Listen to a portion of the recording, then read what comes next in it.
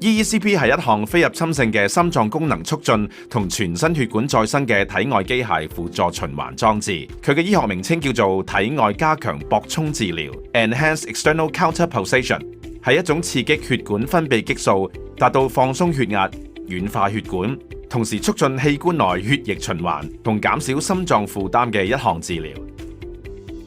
EECP 治療時，病人瞓喺特製嘅床上，下肢同臀部套以特製嘅氣囊，以心電圖嘅 R 波為觸發信號，喺心臟舒張早期，氣囊由遠至近依序加壓，改善心臟、大腦等重要器官嘅血液供應。從學術論文研究證實 ，EECP 係一項治療，唔單止能夠延緩血管硬化等相關疾病，仲可以促進血管再生同新生，改善組織內缺氧狀況，並且增加運動嘅耐受性。治療嘅感覺就好似幫全身血管做 SPA 按摩，配合心臟嘅舒張同收縮，藉由外力加壓同放鬆，提高心肌血液同氧氣量，幫助血管更健康，暢通全身血液同氧氣輸送，改善整體血管系統。因此 ，EECP 唔局限喺心臟血管嘅領域，仲廣泛應用喺腦血管疾病，譬如急慢性缺血性中風、巴金森氏症、自律神經失調等，對病患者有好大嘅益處同治療效果，並且提升生活品質。EECP 靠反駁作用提高動脈靜脈血液回流，增加心臟血液輸出量，繼而改善全身血液循環，並長出微小嘅動脈側支循環，就好似開咗條代替道路，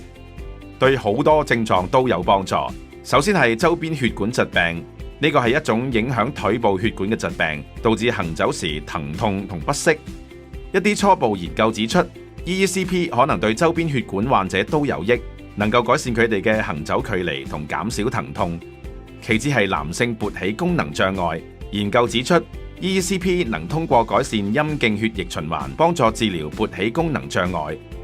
最令人驚訝嘅係 ，EECP 對糖尿病、腎臟疾病、慢性疾病等都有幫助。